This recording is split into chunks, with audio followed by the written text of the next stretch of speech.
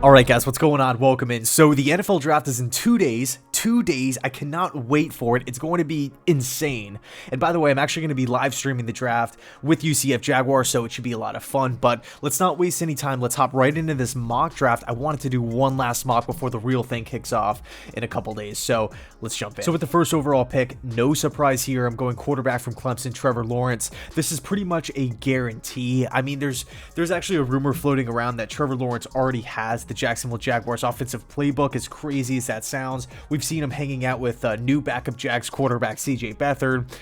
It's pretty much a lock at this point. Lawrence to the Jags. Next up for the Jets at spot number 2 here, I'm going BYU quarterback Zach Wilson. Again, not too big of a surprise here. We take a look at Zach Wilson as a quarterback prospect. He just has so many qualities. He provides an offensive coordinator with so many tools to be utilized at the next level, right? Overall arm strength, right? Just the overall arm power, velocity on the football, and the ability to push the ball downfield consistently. He can beat you inside the pocket, outside the pocket. He's accurate. Ball placement is there. He's mobile. He can extend plays, throwing on the run. The list goes on and on. Not to mention, Zach Wilson is a perfect system fit for what Mike LaFleur wants to accomplish on offense. So for me, it's going to be Zach Wilson. Next up with the 49ers at pick number 3 here, I'm going Mac Jones, quarterback from Alabama. Now, we all heard the rumor the other day from Ian Rappaport saying that the Niners were down to either Mac Jones or Trey Lance.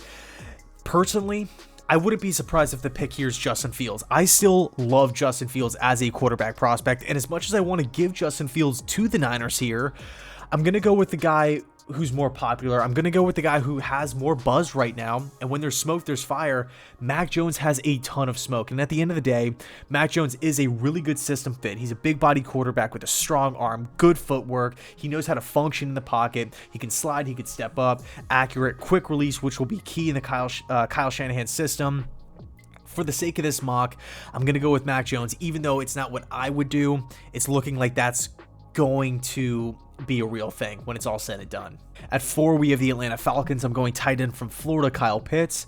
Now, it's looking like the Falcons are either A, going to take the best player on the board, and that is in fact Kyle Pitts because he is an absolute animal, or B, they're going to try to trade down. And I think they would prefer to trade down, but the thing is, supposedly the Falcons are asking for way too much. They want something similar to what the Miami Dolphins got, right, with the 49ers coming up, which was 3 first-round picks and a mid-round pick. I don't think anybody's going to dish that out to move up to spot number 4, right? I could somewhat understand it for 3, but for 4, it's like, you know, the top 3 quarterbacks are off the board. That's a really big haul. That's a really, really big haul. So with that said, I have the Falcons staying put at 4 and just taking Kyle Pitts, arguably the best player in the draft outside of Trevor Lawrence. At pick 5, we have the Cincinnati Bengals on the clock here. I'm going tackle from Oregon, Penei Sewell. Now, what sets Sewell apart from Jamar Chase, both incredible prospects, both I think would be slam dunk picks for the Bengals. Both guys I think will have really productive NFL careers, but with Sewell, I think he'd be coming in at a humongous position of need. With Jamar Chase, wide receivers, I really like T. Higgins. I like Auden Tate. I like Tyler Boyd. On the offensive line, we need to get more talent there. Like, that's a must. We have to protect Joe Burrow. Also, it helps in the running game. Now you can take Jonah Williams, plug him in at left guard. Maybe he'll see some more success there, right? As a guard, you take Sewell, you put him at left tackle, and then you just sign Riley Reif, and you play him at right tackle. So right off the bat, your offensive line is looking better in 3 spots compared to last season. That is huge. And of course, you can always target a wide receiver in maybe rounds 2, like a Terrace Marshall, like a Rondale Moore, something like that, if you really want to target that wideout position. At pick 6 with the Miami Dolphins, I'm going wide receiver from LSU, Jamar Chase. You look at where the Dolphins struggled last season, it wasn't on defense, it wasn't on special teams, it wasn't with the coaching staff. All of the issues came from the offensive side of the football. So we need to make Tua's job easier. Let's go sign Will Fuller in free agency. We already have Devontae Parker, Grant, and Williams, 3 guys I like. Now let's go add the best wide receiver in the class, Jamar Chase. Detroit Lions, 7th overall. I think we need to get more explosive here. I think the Lions need to add talent, depth, creativity, and overall explosiveness to the wide receiver room. I think it comes down to 2 players, Devontae Smith and Jalen Waddle. So you can kind of take your pick on whoever you want. I'm going to go with Jalen Waddle because of this special teams element as well, and just how explosive of a wide receiver he is. I think Devontae Smith might be able to separate a little better, and that could be an awesome pairing with with Jared Goff, a guy who really does a lot of, or has a lot of success with wide receivers that can separate early from the line of scrimmage, because he can get rid of the football quickly at times. But I think at the end of the day, if you want explosive playmaking ability, Jalen Waddle's your guy. I like them both, though. If the Lions were to go with Devontae Smith here, it would be an A-plus pick, right? Rashad Perryman, Tyrell Williams, like, the Lions need to get better at the wide receiver room. I really like Jalen Waddle here. Pick number 8 with the Carolina Panthers, I'm going Patrick Surtain. I think if you take Surtain, the best cornerback in this draft, an overall safe player, great size, great speed, tons of production, great upside, and you pair him next to Dante Jackson, all of a sudden you're looking at one of, if not the best young cornerback duo in the entire NFL for the foreseeable future. I really don't see two younger cornerbacks as good as these guys in the league today. So I think you can make an argument for maybe a Rashawn Slater, but you can target the tackle position later with a Mayfield from Michigan and Eichenberg from Notre Dame in round 2. I definitely feel like both of those guys will be there by the time the Panthers are picking. So for me, it's going to be Surtain. Next up with the Denver Broncos at pick number 9, I'm going quarterback from North Dakota State, Trey Lance. I think if the 49ers do in fact go Mac Jones at 3, Trey Lance is going to be falling out of the top 8 because of the Carolina Panthers trading for Sam Darnold. Are they really going to invest a top 10 pick in another young quarterback? I just don't see that as a realistic possibility. So the Denver Broncos have an opportunity to start over with a highly, highly talented quarterback here. And it's going to be interesting because I don't feel like Vic Fangio wants Trey Lance. I feel like you maybe would want a Micah Parsons coming in at a huge position of need. We know how important the linebacker position is in the Fangio defense, but it's a brand new general manager. I mean, like, he's not tied to Drew Lock. I don't really think the Broncos have a ton of belief in Lock moving forward. Now you have an opportunity to select one of the really a quarterback in this draft with arguably the highest upside, a guy who can be a superstar one day. I think the general manager and maybe even the owner will override Vic Fangio's decision and say, you know what, we're going with Trey Lance because he fell here. We didn't have to trade up. We didn't have to give up anything. He's here on the board. We're taking him. Pick number 10 with the Dallas Cowboys. I'm going corner from South Carolina, J.C. Horn. I feel like everybody is kind of assuming that the Cowboys will be picking a corner here. They desperately need help. They needed help even before they lost to Uzier. So, I mean, I really like Diggs too. I think he's one of the more underrated corners in the league today, but all in all, you need talent, you need upgrades, you need bodies. Go get J.C. Horn, a corner with solid size, a confident player who can tackle, tons of production in the SEC. I think it's a great fit. At pick 11 with the Giants, I'm going Rashawn Slater here. The Giants luck out with Rashawn Slater, guard/tackle. I think year one, he can fill in beautifully for Kevin Zeitler, right? The Giants had to release Zeitler to save, for financial reasons. Rashawn Slater will easily fill right in at the guard position. You have Soldier still on the roster. You still have Andrew Thomas, right? He was picked last season in the first round, 4th overall, so really high hopes for him. Maybe after Soldier leaves, you can take Slater and put him at the tackle position, but until then, you're upgrading at the guard spot. Rashawn Slater is an absolute tank. With the 12th overall pick, we have a trade. The Eagles are moving down, the Bears are moving up to select quarterback from Ohio State, Justin Fields, jumping the New England Patriots. Okay, I don't know about you, but I am not sold on Andy Dalton being the savior of this franchise. Matt Nagy and Ryan Pace are really going to risk their jobs. They're going to put their jobs on the line for Andy Dalton when they were in the mix for Carson Wentz, they were in the mix for Deshaun Watson, they were in the mix for Russell Wilson, and Andy Dalton's the answer? I don't think so. You need to get better at the position. Go get your franchise guy in Justin Fields. You have a great defense. You have a solid offensive system in place. I like it for, especially for a quarterback coming out of college. It's not this, super complex system.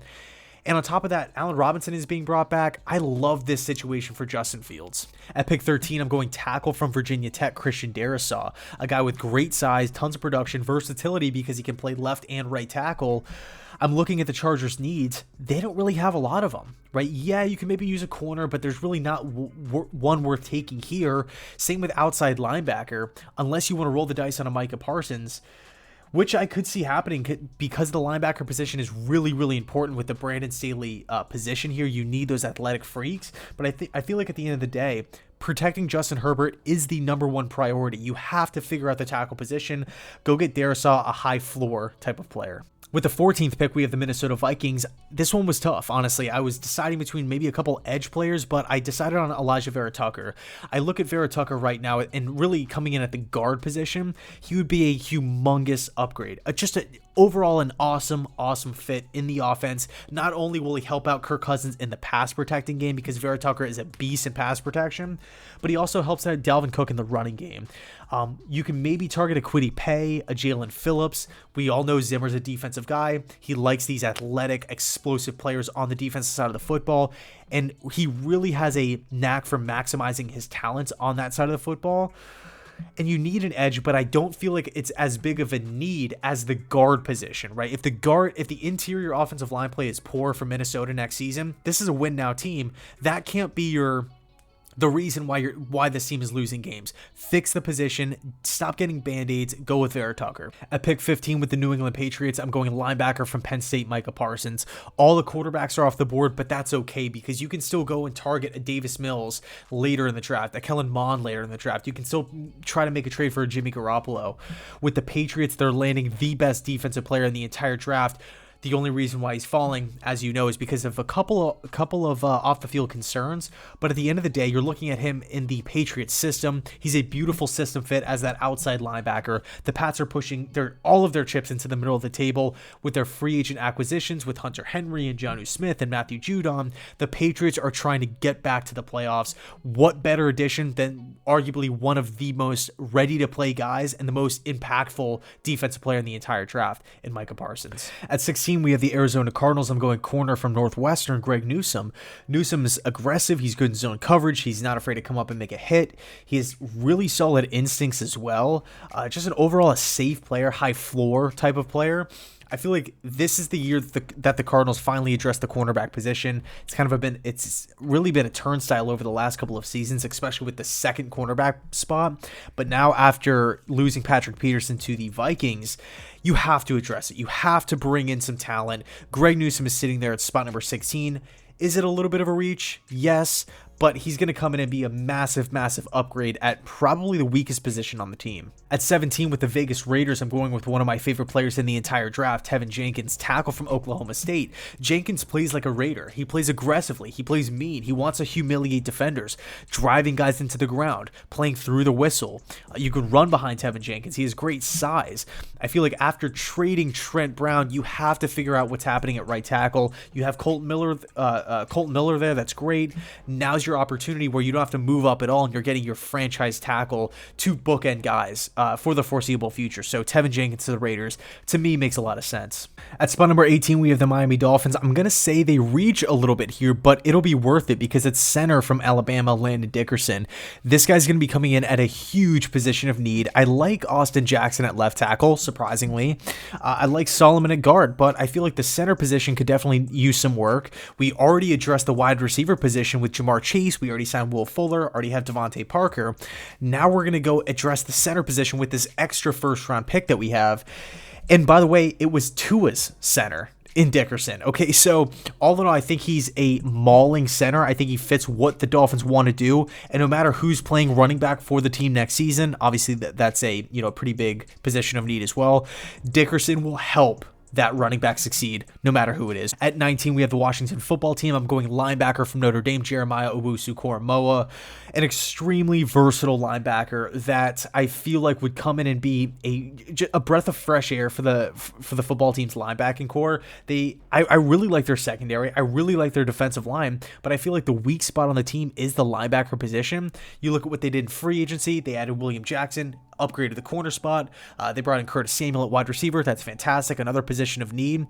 You can maybe say a quarterback here, but all five guys are gone. I would probably wait until round 2 for maybe a Davis Mills or a Kellen Mond. So with the football team sitting here at 19, go get a huge position of need at outside linebacker. Jeremiah Owusu-Koramoah is perfectly built for today's league. He's played some nickel corner. He's played some safety. You can move him all around. I really feel like Ron Rivera is going to like having just like the Swiss Army knife on the defensive side of the football. At spot number 20, we have the Philadelphia Eagles because of the Bears trade, and Devontae Smith is still on the board. I had no, like, when I was putting this mock together, I'm like, how did Devontae Smith fall? This is insane. So the Eagles luck out, they trade down, they get some extra picks from the Bears, whatever it may be, and they land Devontae Smith, a guy who I felt like would have been an A+ pick if the Eagles would have sat at spot number 12. So you're adding talent to a huge position of need. Again, Arcega-Whiteside, not really too sold. Jalen Reagor, kind of a disappointing season. We'll see what he does, next season, but you can't just have Reagor and that's it. Like, we have to get some more talent to the room. Devontae Smith, let's get the Heisman Trophy winner. Next up with the Indianapolis Colts, sitting here at spot number 21, I'm going with Jalen Phillips, edge rusher from Miami. Now, this could go either way with Phillips or Kwity Paye here, but I feel like what separates the two, Jalen Phillips might be more of a boom or bust style of guy. They both have great physical traits. They're both explosive, both really good in the run game, and both can get after the passer exceptionally well, but I feel like Kwity Paye is more raw. He might need some time to, some time to season, essentially, where I feel like the Colts are a win now team. Like, we need to get impact players that will start on the defensive line and that will attack quarterbacks and will stop the run. I feel like they have a fantastic coaching staff in place to really maximize the talents of a Jalen Phillips, where with Kwity Paye, yes, he's a great overall prospect and I love him, or, the Colts might love him, but he's still a little raw. They don't want to be waiting around half the year for Kwity Paye to finally get in the swing of things here. So that's what separates Phillips over Kwity Paye for me. Next up for the Titans at 22, I'm going edge rusher, linebacker from Georgia, Azeez Ojulari, a violent pass rusher, okay? A guy that is an absolute animal in open field. He is not afraid of anybody. He can thump hard. I felt like the biggest issue for the Titans last season was getting after the passer. You added Bud Dupree, that's awesome, but is he enough? I don't know. Now you're getting that insurance policy for the next 4 or 5 seasons with Ojulari, a guy who fits the Vrabel system in that 3-4 style. This is a guy who, again, much like Koromoa, perfectly built for today's league. I really like the potential of Ojulari in the Vrabel system. You can make an argument for corner, but you can go get a Kelvin Joseph later. You can go get Ifeatu Melifonwu, Asante Samuel, Eric Stokes, Tyson Campbell, somebody like that in round 2. Someone will be available, but you're not going to get a guy with the talent and the overall aggressiveness of an Ojulari in rounds 2 or rounds 3. Next up with the New York Jets' second pick in the first round, and we're going Kwity Paye, edge rusher from Michigan. Now, it was between Kwity Paye and Caleb Farley. Greg Newsome was gone, Jalen Phillips was gone, Vera Tucker was gone, a lot of offensive linemen, Tevin Jenkins all off the board. But Kwity Paye, even though he's raw, I think would be a beautiful system fit on the edge. I feel like that's where, at spot number 23 for the New York Jets, at spot number 23 with the Jets' second first-round pick here, I'm going edge rusher from Michigan, Kwity Paye. Yes, he is raw, but the upside is there. He is explosive. He can set the edge. He can get after the passer. I think in the Robert Saleh defense, Kwity Paye would line up as that defensive end, that outside edge rusher, and I feel like that's where Kwity Paye would excel. Now, I do feel like he would maybe need some time, like we talked about before, to kind of get accustomed to the speed of the NFL and everything like that, but what better coaching staff to maximize Kwity Paye's talents than Robert Saleh? Robert Saleh is known for maximizing talents on the defensive side of the football over time. I mean, look at just, guys like Kerry Hyder and whatnot just popping up out of nowhere, cornerbacks, safeties.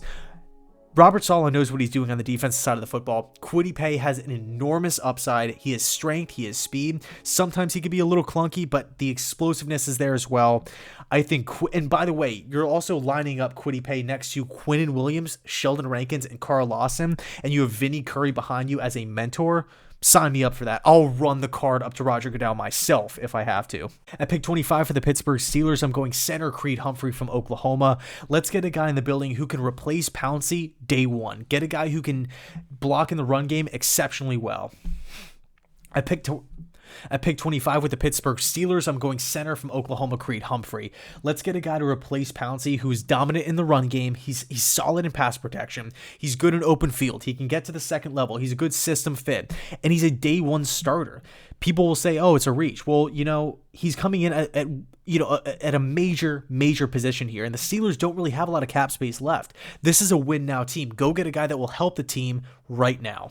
At 26 with the Jacksonville Jaguars, their second first-round pick, I'm going safety from TCU, Trevor Lawrence. A beautiful system fit, a guy that would come in at a huge position of need. I really like what they did at corner, right? Adding Shaq Griffin, that's huge. CJ Henderson's going in a year too. I've seen a couple mock drafts and some people talking about the Jags need cornerback help and whatnot, but I feel like safety is the more pressing issue with Jacksonville. I would also really like Christian Barmore here, but there's a chance Barmore could be there at 33, so that would obviously be insane. But Trevon Merrick for me is the pick because he can come in and play right away and be just that thumping safety that also has those ball hawking abilities as well. So Trevon Merrick I feel like will be a huge addition to the back end of the Jaguars defense. Next up with the Cleveland Browns, I'm going linebacker from Tulsa, Zaven Collins. Now Zaven Collins is a big bodied linebacker that moves well in space. He can wrap up, he can tackle, crazy production, and on top of that he's absolutely incredible in pass coverage, okay? I feel like that is what the Browns need on defense. They have a stacked defensive line. I like their cornerbacks. Safeties, it needs a little bit of work, but Delpit's coming back from injury, and they brought in John Johnson, my favorite free agency signing of the entire offseason period. So you can make the argument, hey, Cormo is the better fit, but in this scenario, Cormo is off the board. So Zaven Collins for me is the pick here. With the Baltimore Ravens up next, I'm going with wide receiver from Minnesota, Rashad Bateman. Now, you can plug in a lot of different receivers here, right? Terrace Marshall from LSU, Kadarius Toney from Florida, but I feel like there's a lot of smoke surrounding Bateman and the Ravens right now. And honestly, he's kind of that, like the Ravens have their possession wide receiver in Sammy Watkins. They have their deep threat Marquise Brown. Let's get a guy who can really just work over the middle of the field. He's great on crossing patterns. Rashad Bateman. Get Lamar Jackson throwing on the run. I think Bateman would be a great fit for this offense, and this team needs to add some more wide receivers. Again, I like Sammy Watkins, I like Marquise Brown, but they're not done yet. It's not a perfect unit by any means. Next up for the New Orleans Saints, we're going Kadarius Toney, wide receiver from Florida. We have Michael Thomas on the outside. We have Kamara out of the backfield. Let's go get Jameis Winston, a dominant slot wide receiver. Let's throw him the football and let him work. Slants, mesh routes, crossing patterns, screens. Kadarius Toney can do it all in the short passing game. After the catch, right, yards after the catch, he is fantastic. Kadarius Toney to the Saints. For the Green Bay Packers, we're going wide receiver from Ole Miss, Eli Moore. Let's go get a guy who can win in the slot. Let's get a guy with great footwork, insane quickness. It can't just be Rodgers and Devontae Adams every single year, every single week. Let's go get a guy who can win one-on-one by himself. At pick 31 with the Baltimore Ravens, we're going to be replacing Orlando Brown with Alex Leatherwood out of Alabama. We all know that the Ravens love taking these players from Alabama, and they always seem to work out every single year. But Leatherwood's a guy with a high floor and a high ceiling. He's good in the running game, good in pass protection as well. I think Leatherwood can step in immediately and start for this Ravens team.